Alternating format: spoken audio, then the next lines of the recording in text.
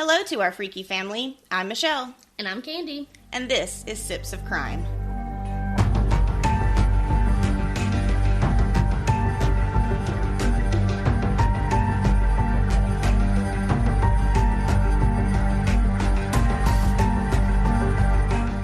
Welcome back, everybody. We are so excited to have you guys here for episode 15! Yay! Thank you guys so much for tuning back in. Kandi, what have you been up to recently? Nothing much, just your normal working, coming home kind of thing. But to give you, you're gonna laugh. So last night, my husband had put our son to bed, and he thinks that he just, magically falls asleep super fast. They all do. That don't happen. No. And he had walked back outside for something, and I'm like, that kid ain't asleep yet. There ain't no way. So I'm on the phone with my dad, and I hear a little pitter-patter of feet. So I look on the app on my phone at his camera, and he's just standing there beside his little bed. And I'm like, okay, well, maybe he'll lay back down. So another 5 minutes goes by, and I'm still on the phone with my dad, but I never heard his feet. Mm-hmm. So I never heard him moving around in his room, and I was like, hold on, Dad, let me look at the camera again. Well, I look, and the camera moves up and down, side to side. Mm-hmm. And I couldn't see him. And the only place it doesn't reach is, right at his door. I'm like, okay, maybe he's standing against the door, help me, open the door, please, because he can't open the door yet.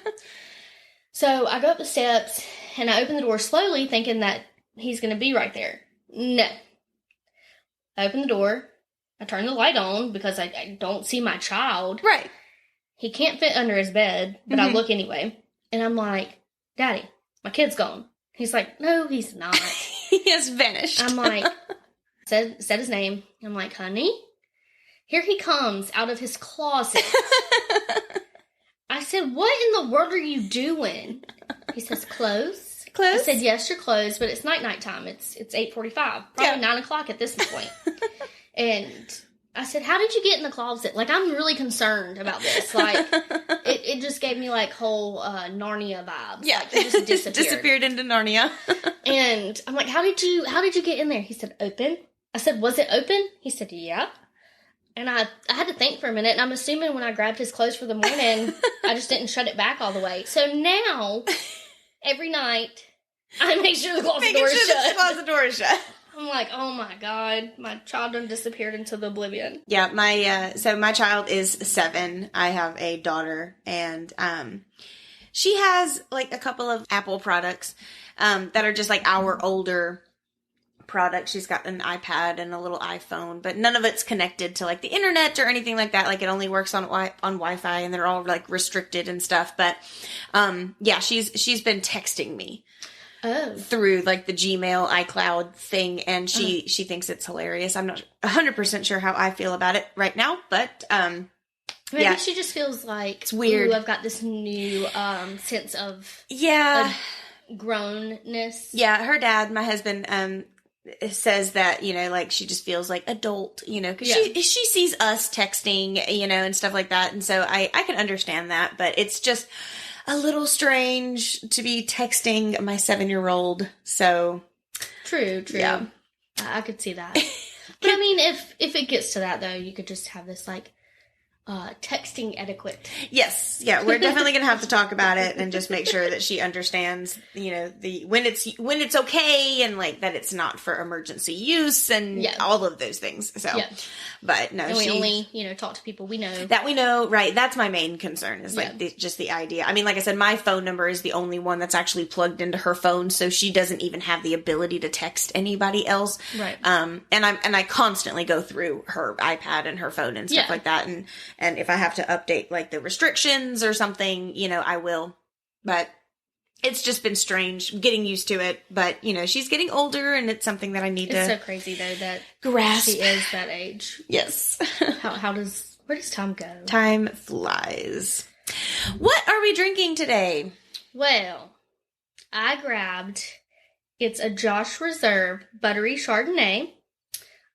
We love a buttery Chardonnay. We do. That's why I grabbed it. But I don't have the best of luck if it's not our very first one that we did. Yeah, so the buttercream Yep. Buttery Chardonnay. We absolutely love that company. And we're definitely going to be doing some of their other wines on here for you guys, because we do love, I believe that the company is called Buttercream. Yes. And they've got a very large selection of different wines, and so we are looking forward to trying some of those. I just have to make an order online and be like, one of each, please. One of each, please. But no, they're buttercream, butter and if Chardonnay. You just happen buttercream, if you're listening and you want to send me, if you want to send us some samples, we will open that, them. or if just happy anniversary to you to me from you. Yeah, absolutely. Of buttercream Chardonnay. Sponsor us. I'll take it. Absolutely. We're down with that. But no, we do love that one, and so we always tend to kind of gravitate towards a buttery Chardonnay. Joseph Carr. It's in cursive, and I can't read cursive, but I think that's what his name is. He is the founder of Josh Cellars. Quote, "My dad, Josh, taught me that the most important things in life take hard work. I created my reserve wines with this in mind, taking care to craft them in the highest standards," unquote. The Central Coast region of California is an ideal place to grow Chardonnay. The area enjoys long, warm, sunny days and cool, foggy nights influenced by its close proximity to the Pacific Ocean. Our Josh Cellars Reserve Central Coast Buttery Chardonnay has scents of juicy, ripe stone fruit, baked lemon with notes of vanilla, butter, and caramel on the palate. To achieve such a nuance and luscious flavor, our master winemaker and methodically that's all I can get out, methodically matures Chardonnay and oak to transform tart flavors into softer, creamier ones. The result is an exceptional Chardonnay with a velvety texture and balanced, luscious flavor that is easy to love. It is 13.5%. What a description. Right? I mean, I feel like that was just like the whole episode.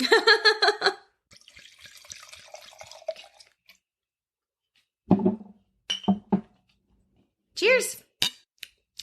It's not terrible. I like it. It is a Josh wine. I mean, we drink one of their. Is it the Pinot Grigio that we get? What is it? The rosé. The rosé, the Joshua rosé. Very, very good, but they are a drier vineyard. Kandi does not like it. No. But y'all really can't. Don't take my taste. If y'all like drier stuff, then you're fine. But like we've said a million times, we have to quit doing the sweet before the dry.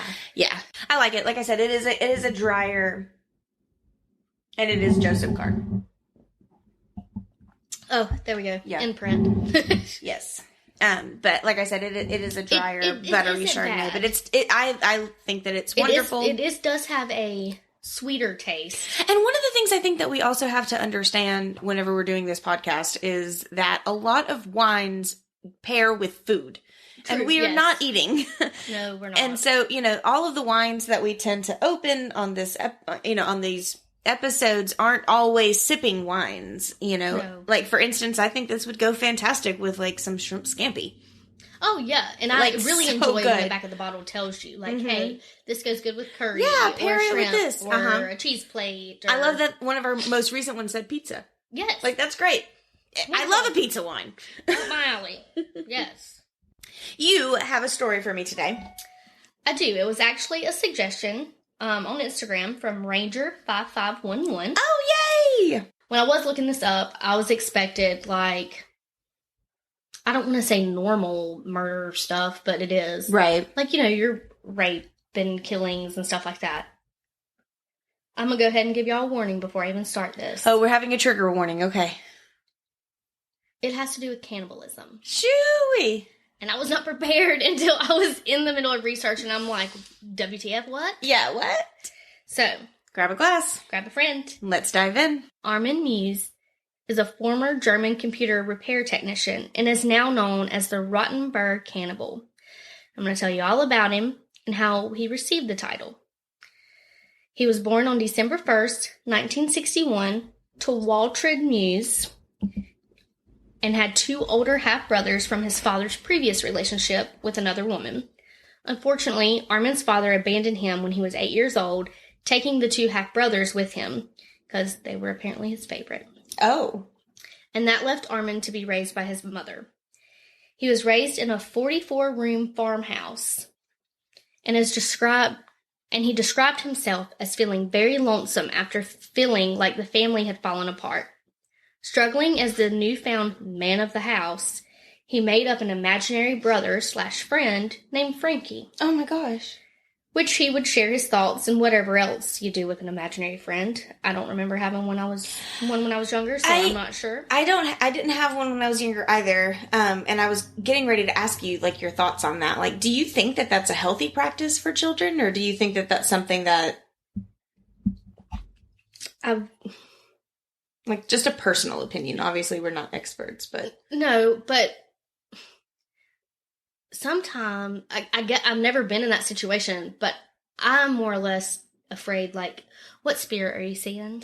Right. Yeah. Like some sort of a paranormal aspect to it. Not like you imagined it and it's, pretend, but that's where my mind goes. Yeah. So no, I don't want to condone it. Yeah. But yeah, I don't know if I would necessarily say that's a healthy practice either, I guess, in some scenarios. But then again, I mean, you have your children who are fairly, neglected and lonely, and they have, that's the way that, their pain manifests, and right. And it gives them exactly. It gives them some sort of a comforting aspect and a way to deal with, their triggers. So, I mean, maybe I'm just naive to the situation. Luckily enough, my daughter isn't in a position where she's has triggers or is in a neglecting situation, so she doesn't need to create an imaginary friend. And it said that he was struggling with the man of the house, role that he felt like he had to have, and this is when he made up this imaginary friend. So Armin's mother always kept a close eye on him, often going with him on dates and even to his army training trips. Oh my gosh. Armin was obsessed with the children's story Hansel and Gretel,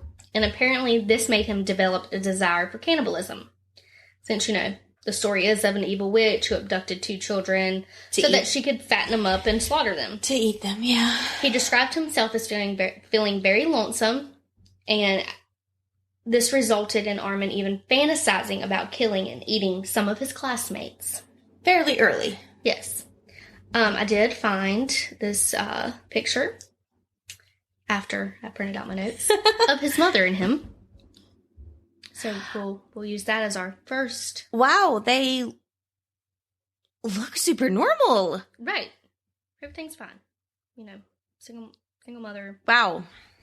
He looks like he's normal. Very interesting. Well, this fascination grew into his adulthood.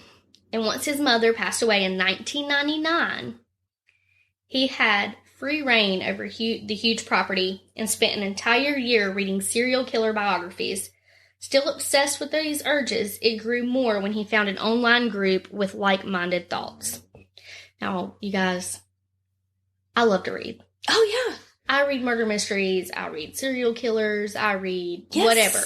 That doesn't mean I'm going out here to do what they did. No, or to find like-minded people who... Right. Oh. Now I'm in some book clubs. Sure, absolutely. But those... No. Oh, gosh. Well, Armin posted on the Cannibal Cafe. That's not the same thing as a book club, the Cannibal Cafe. It's not, but that was his online group. Oh, okay, yeah. The Cannibal Cafe. You don't read, but you do audiobooks. I'll add you to, my friend Mel does, Boozy Bookworms. Oh, I love that! It's a cute little, Facebook Boozy group. Bookworms. We fit right into that. Yes. I'll add you to it. And then awesome. There's one I'm in, it's Thrillers book something. I'll add you to that one too. I think I saw you, have something on that on Facebook. Probably. Thrillers. That does ring a bell to me. Maybe. I'll add you to both of them, because they talk about audiobooks, too. Yeah, we love to read. Kandi prefers a nice hardback, paperback book, something that she can... Yeah, in hand, and I prefer audiobooks, something that I can turn on, like while I'm doing the dishes, or something to listen to while I'm in the shower. I can't say that I don't enjoy audiobooks, because I haven't really tried. I did try an e-reader, like, your tablet reader. My mom likes that. I can't do it. Yeah, but she even agrees that it's not the same thing, and she loves to read as well, and it's not the same thing. If it's like a quick read. Yeah, absolutely. But yeah, she definitely agrees with the fact that, she doesn't get as into the story as a page turner. Yes. Whereas with me, I claim to be, I don't know if I'm actually as busy as I tell people that I am, but I claim to be too busy to actually sit down with a paperback book. So it does bring me joy to be able to listen to the books. And one of the things that I really enjoy about the audiobooks is that the people who read these books are so animated, and they create little voices for like the different people that are in the books. And so it really does bring the book to life. You can get paid for that. Let's get paid for that. We should do that. So, well, I was going to look it up. I have to find the website again. I had looked it up a while back. Sorry, y'all. We went on a bit of a tangent. We went on out here. I looked it up, and you can do like kids books. You can do like chapter books or whatever the range is, and you can do the audiobook and you can get paid for it. I'm pretty sure that there is a fairly prolific serial killer who did that in prison. Okay, well that's great. So we'll check in on that and get back to you. But I thought about doing it. You should do it. I mean, if I'm going to get paid and I get to read the book at the same time, why not? Love it. So, but I want to make sure it's a book that I'm not like a good book. Not one of the, do not finishes, which I've never had. Never? There's been a lot that I didn't want to. I've never made myself I've never not finished a book, but there's been a handful of books that I'm like, when is this going to be over? Yeah.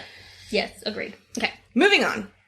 Armin posted on the Cannibal Cafe as Frankie, his imaginary friend, and was ultimately searching for gay men with cannibalism fetishes.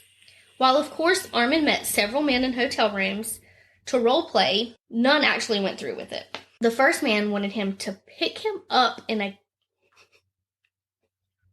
This is crazy. You know what? Don't look at me like that. The first man wanted him to, quote, pick him up in a cattle truck and slaughter him like a pig, unquote. So, they met at the train station. And returned to Armin's house. His 44-room farmhouse. Once the man was licking Armin's rubber butchering boots and being wrapped up to be slaughtered, he backed out. Oh, of course, yeah. Had a second guess that one, didn't you? After backing out, the men just fooled around, drank some beer, and ate some pizza. Good alternative. Armin met with an Italian man, and he made such a shocking request to burn his testicles with a flamethrower and hammer his body down with nails and pins, all while being whipped. Kandi. Armin couldn't go through with it. He even turned down one man who wanted to be beaten to death, which he considered weird. But that was weird. Right. But that's weird. But I can't even talk.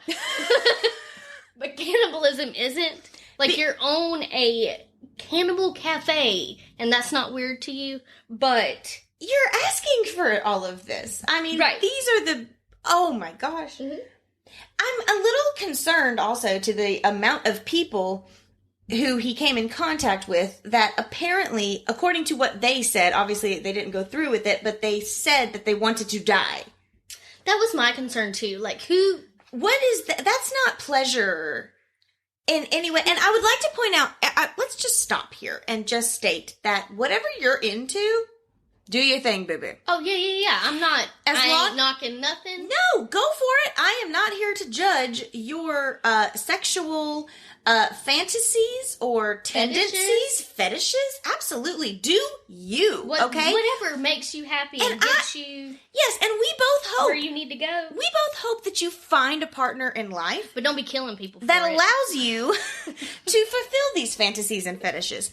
As long as it is consensual and everybody's on board here, okay? And nobody's dying. And I was just about to say that nobody's dying. Why are there multiple people in this chat room who are like, yes, I would like you to whip me to death. I would like you to burn my testicles until I die.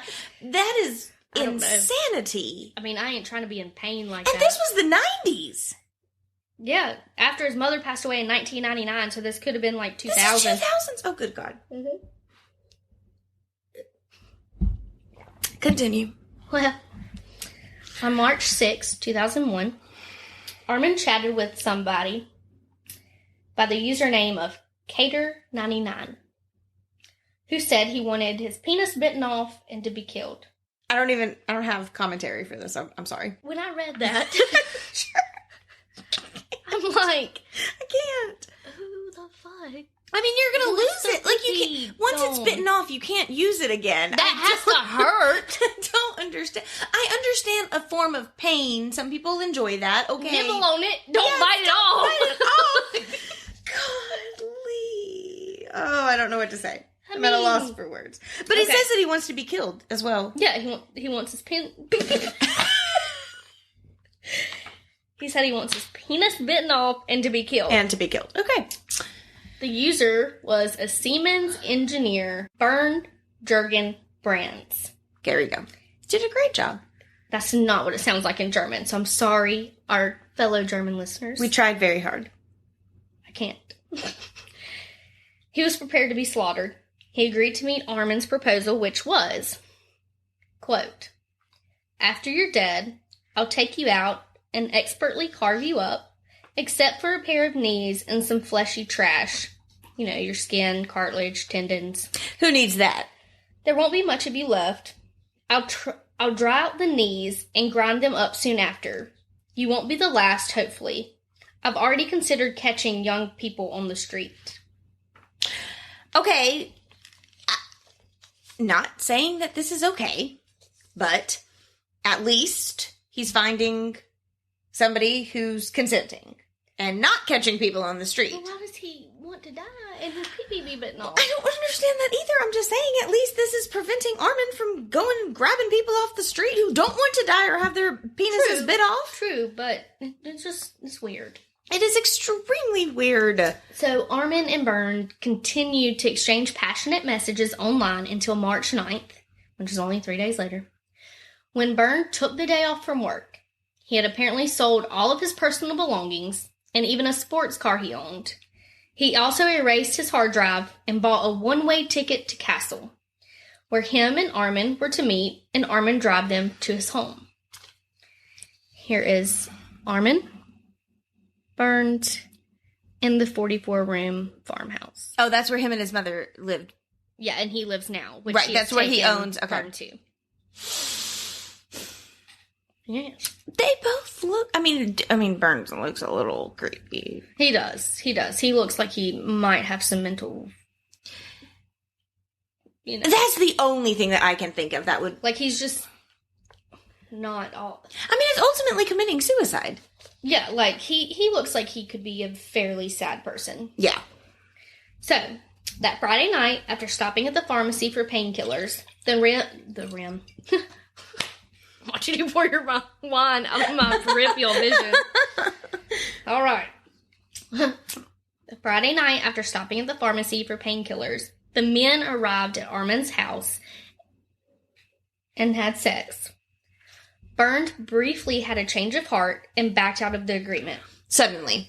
But then swallowed 20 sleeping pills, cough syrup, and a bottle of schnapps to go along with it. Armin made sure to videotape the entire ordeal, with Bernd saying, "Now do it. Bite my penis off." He's actually going to go through with it. He wants this to happen. After the sleeping pills and the cough syrup and the liquor. What happens next is very gruesome and intense.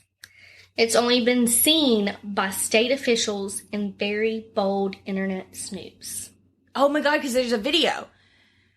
I didn't search that mess. No. We're not going to search that. So I don't know if the video is really out there. But the police saw it. Yes. I have a picture of the video evidence. Okay. Not of the video, but of a file with the video in it. But this is gross. First, Armin tried satisfying Bernd's request to bite off his penis, but Armin failed. And when that didn't work, he burst both of Bernd's testicles with his teeth. Then he used a kitchen knife and tried feeding it to Bernd, but it was too tough for the men to chew. In a later memoir, Armin stated, "He screamed horribly for 20 to 30 seconds, and the blood was squirting from the open wound, similar to a fountain. Armin proceeded to then fry it with salt, pepper, wine, and garlic, and Burns' own fat. As disgusting as this is, Burns only managed to gulp down one bite due to his loss of blood being so extreme. He was in and out of consciousness, and let's not forget, that whole concoction that he took. After accidentally burning the penis because he was busy taking care of Burns, Armin ground it up and fed it to his dog. Armin then drew Burns a bath, delirious with happiness at having his penis chopped off, and of course all the blood loss. He agreed to soak in the bath. Armin gave him more sleeping pills and painkillers, then waited for his lover to bleed out. Some articles say that he left to read a Star Trek book for 3 hours, checking on Burns every 15 minutes, and then other articles said that he read the book to Burns. At the time, cannibalism wasn't a crime in Germany, but murder was. Yeah. Armin prayed for Burns to gain back consciousness, but after checking on him in the early hours the next morning, he realized he was still alive. Armin kissed him on the forehead and ended up stabbing him in the throat, killing him. Armin then took him to his special room, which he called the slaughter room, and hung his body on a butchering hook that hung from the ceiling to drain. And after draining it, he used 2 different saws to cut and dismember the body into edible parts. He then placed his flesh in meal-sized portions in his freezer. You had stated that, obviously, cannibalism was not a crime in Germany at the time. Mm-hmm. But, of course, murder was. Yes. And while he's in the bathtub, bleeding profusely. Yeah, just bleeding out. Reading Star Trek. He prayed that he would regain consciousness. Yeah. So that he wouldn't be convicted of murder. Yeah. But then he killed him anyway. I'm assuming he wanted him to gain back consciousness. There was no penis left. He loved him. Oh. But it wasn't until the next morning that he realized he was still alive. So if he would have died from the cannibalism, I don't think Armin would have been charged. But because he was still alive and in pain, Armin kissed him on the forehead and stabbed him in the throat to kill him.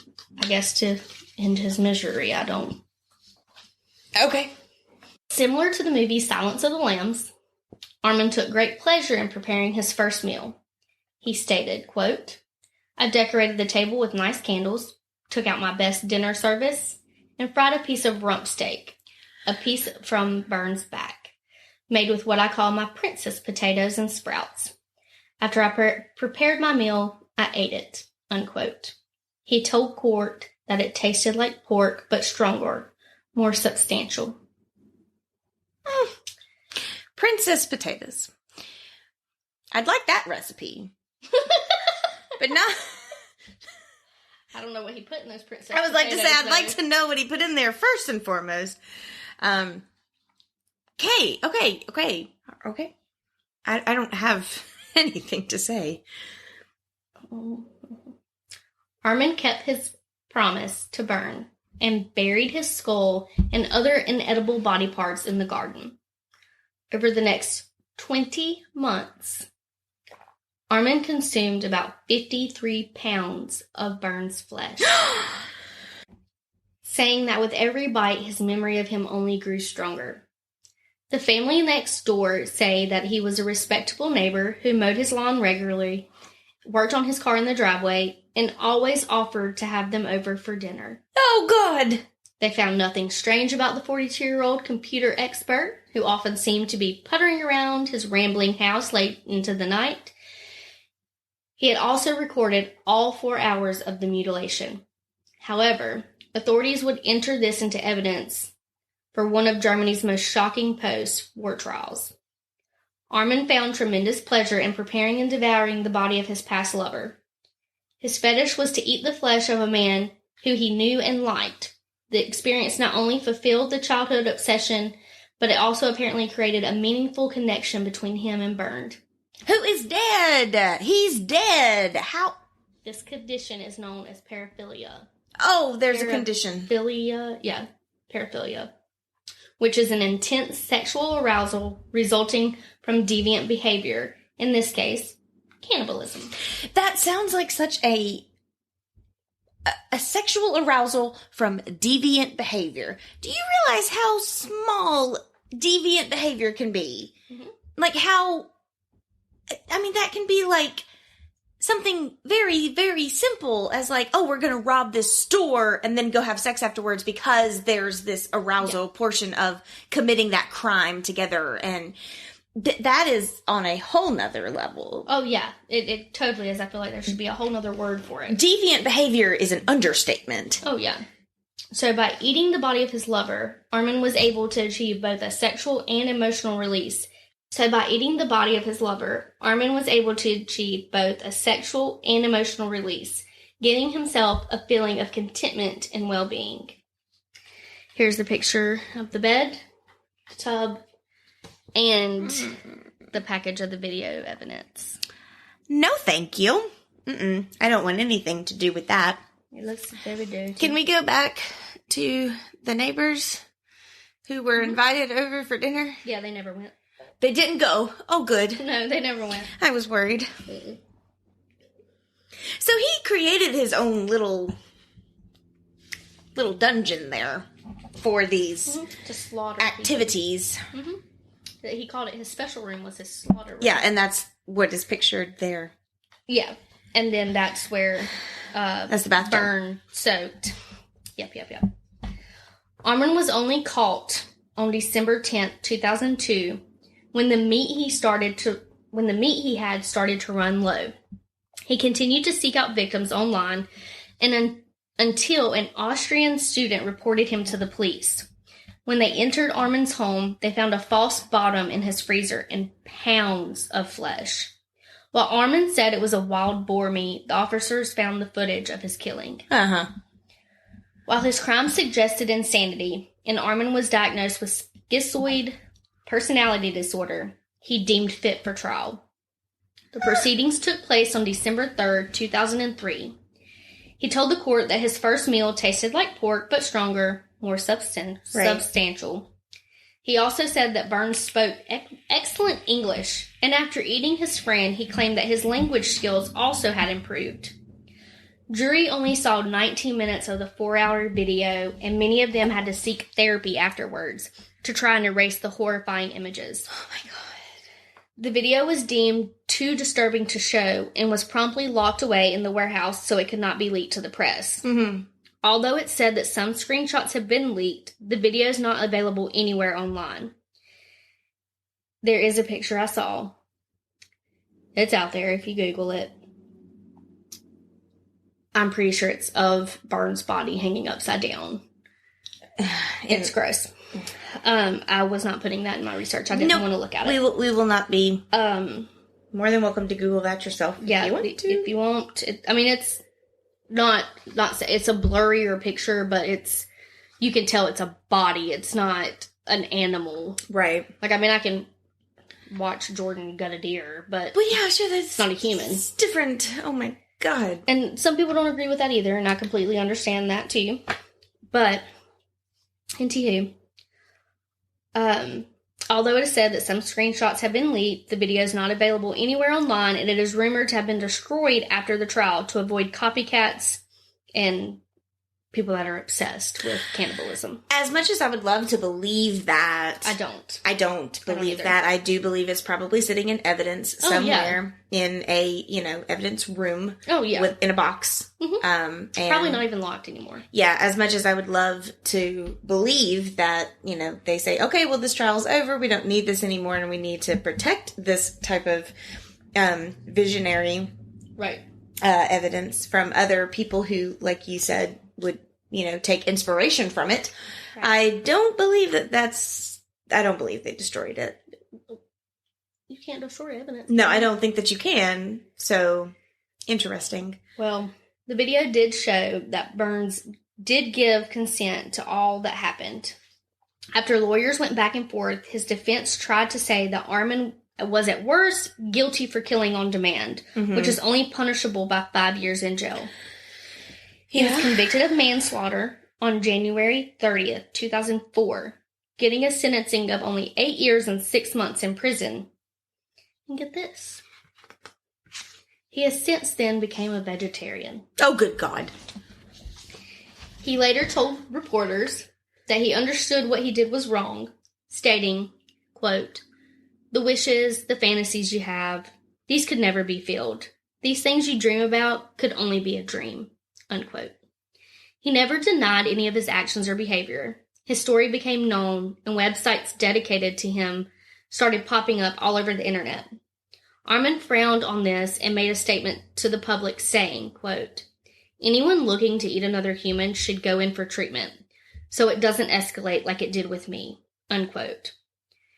Based on his knowledge of the flesh-eating world, he suspects there are at least 800 cannibals in Germany.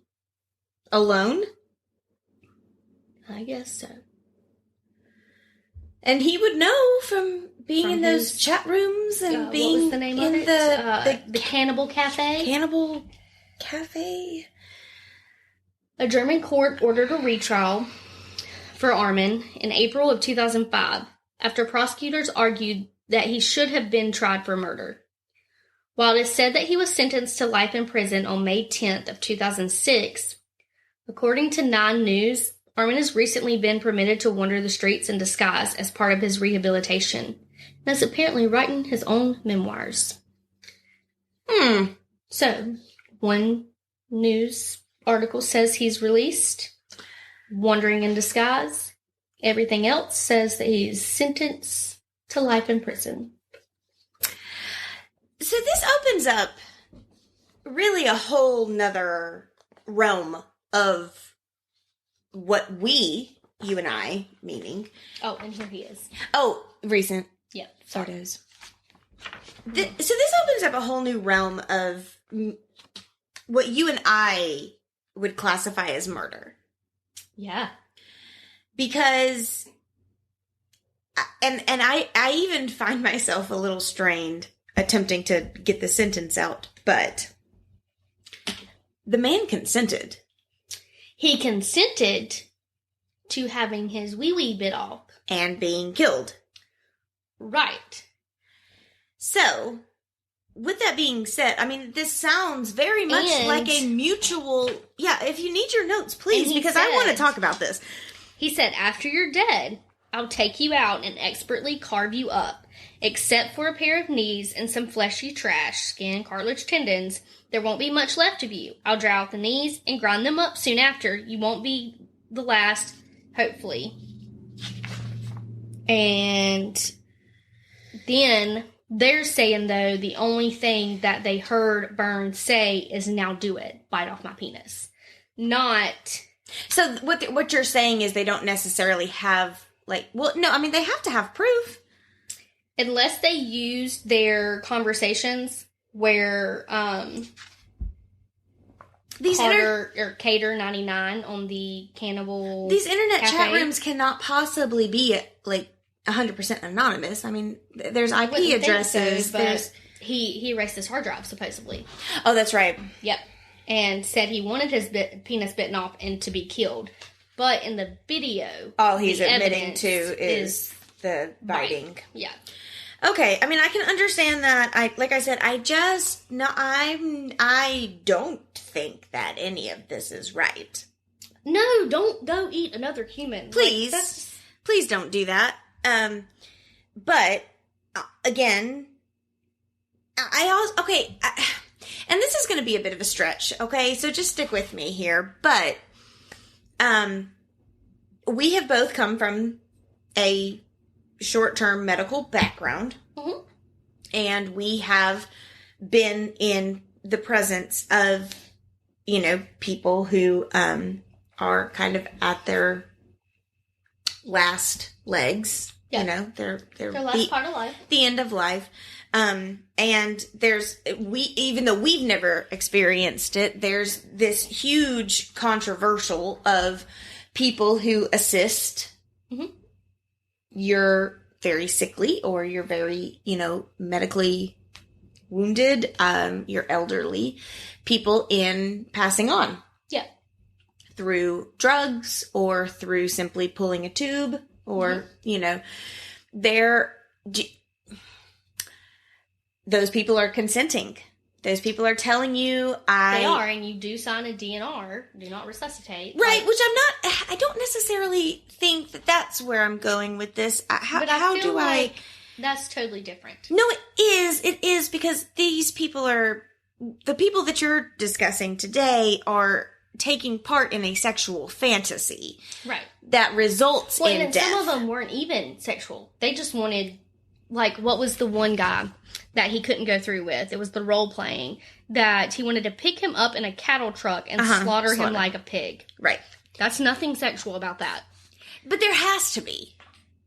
There has to be some sort of that person on, or that person is severely depressed. And that's what I'm saying, and I think it comes down to kind of a bit of a dominatrix situation where that situation is intriguing to that person. There's a submissive and there's a dominant, and the person who is dominant is killing the submissive. There has to be a sexual aspect. You're saying, but that's a little too dominant for me. No, I'm not saying that either one of us are okay with it.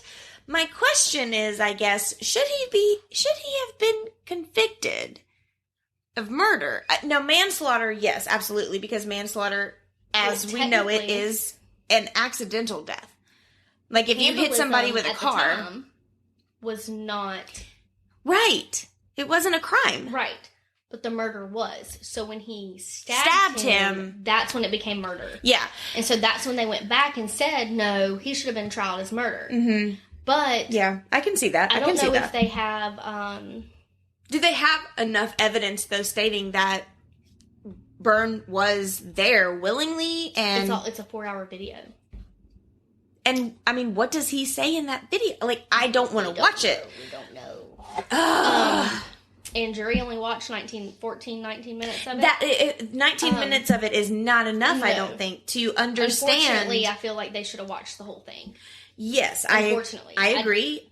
And they're having to seek therapy after 19 minutes. Right. Just think of the therapy they would have to seek after watching the 4-hour video. But Jeopardy, that's what I was thinking of. Is that a thing over in Germany?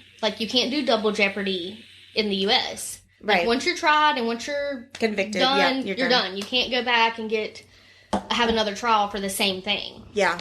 So, in this case, if he did get charged with manslaughter, that's it. They can't go back and try him for murder. So no, I think they can. Can they if they've already gave a sentence for it? Because that's double jeopardy. I think that's something that we need to do some research on, because I think the double jeopardy is he can't be tried for manslaughter again. Okay. But I think he can be tried for murder, which is a different sentence. Oh, okay. This is something. Makes sense. This is something I am not 100% sure on. We're going to do some research on it. We'll get back to you during the next episode. But I do believe that double jeopardy states that you can't be tried for the same crime with the same sentence again, meaning that you can't double the sentence for the same thing. Right. However, I do believe that if evidence proves that, for instance, as we've stated before, to be tried for murder 1. Double jeopardy is a procedural defense that prevents an accused person from being tried again on the same charges following an acquittal or conviction. And in rare cases, the judge or judge did a misconduct in the same jurisdiction. Mm-hmm. Double jeopardy is a common conception in criminal law. So no, you can't be charged for the same charges, or you can't go to trial for the same charges. But if it turns into murder 1. So for instance, like I said, to be convicted of murder 1, there has to be intent.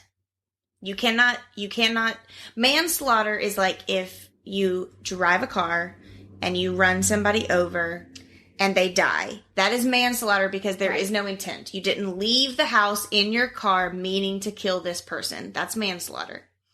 Murder 1, and I believe murder 2, has to prove intent, which means that you had intent to kill this person. Is that the same thing? Double jeopardy basics.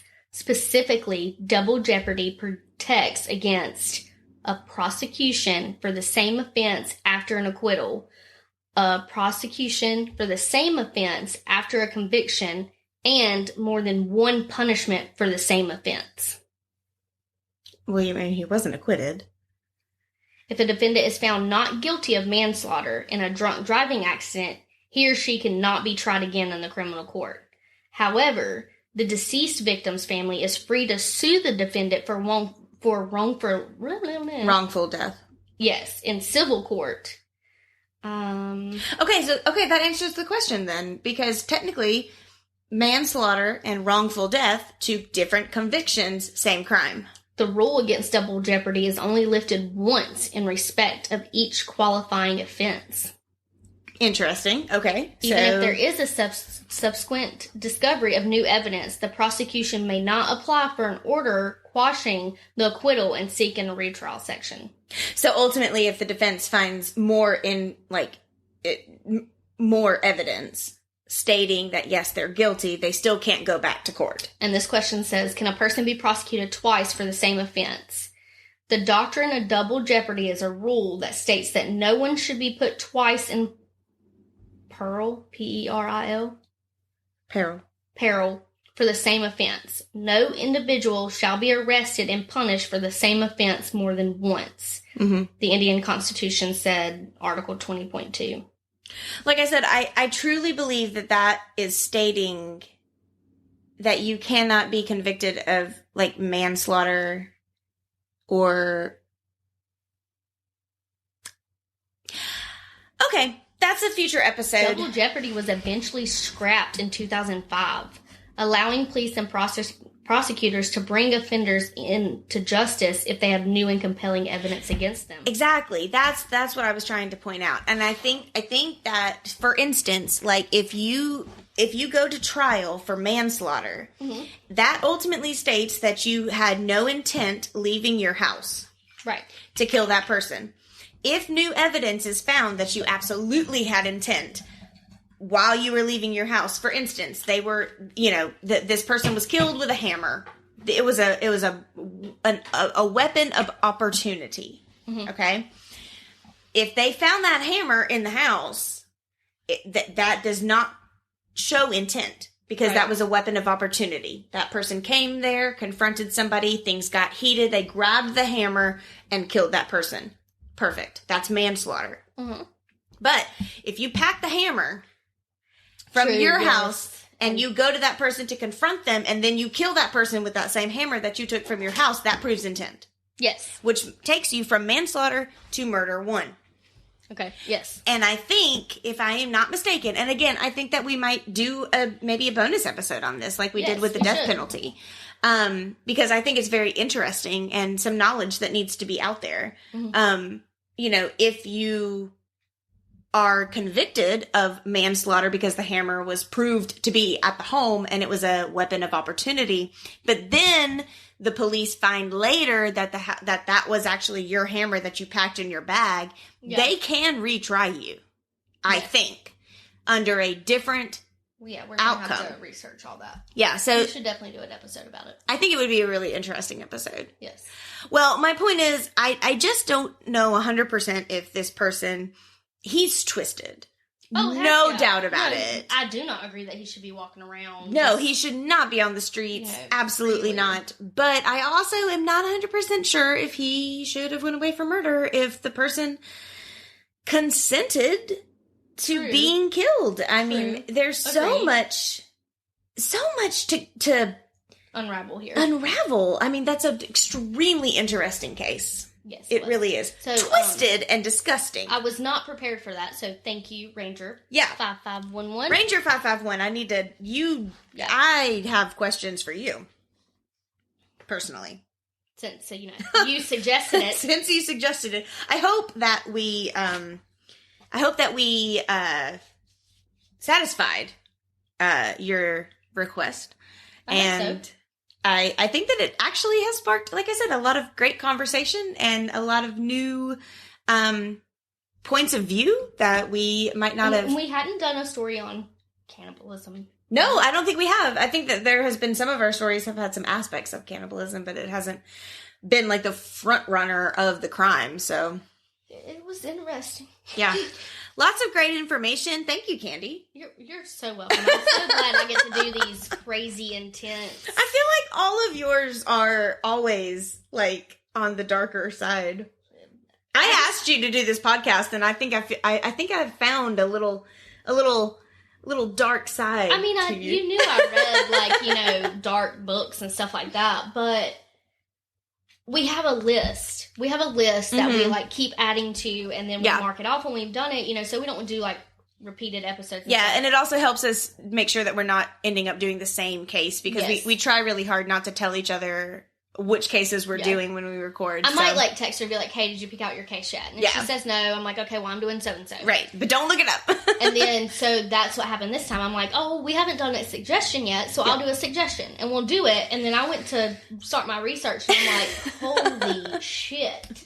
It was rough. Yeah, it was. But you guys are welcome. Yes, I love doing it. This is my excuse to do some research. It definitely opens our eyes also to. Like I said, like the legal justice system, it really does. And how things are different in different countries. Yes, yeah. It's really been very interesting. And I don't think there's a drinking age in Germany. Or is the drinking age 18? I was about to say, I think it's 18. Like the Bahamas. Yeah. Not that it matters to us anymore. But seriously, thank you guys. Please continue to send in your suggestions. We really enjoy hearing from our freaky family and being able to. And if you don't want us to shout you out, we don't have to. No, absolutely. Keep it anonymous. Yeah, 100%. But we definitely appreciate your support. And so please continue to send in some suggestions. We will post some suggestion forums on our story for Instagram, so make sure that you're following that. And otherwise, we hope that you guys have a great rest of your day. Bye! Bye! You can join our freaky little family both on Instagram and Facebook and find all of the featured photos from this episode at Sips of Crime. For a chance to have your story featured on one of our future episodes, send us a Gmail to sipsofcrime@gmail.com. And you can find all of our episodes wherever you get your podcasts. If you're listening on Apple Podcasts, we would really appreciate you giving us a 5-star review, because it really helps other people find our podcasts and our episodes. Thanks for listening. Stay alive.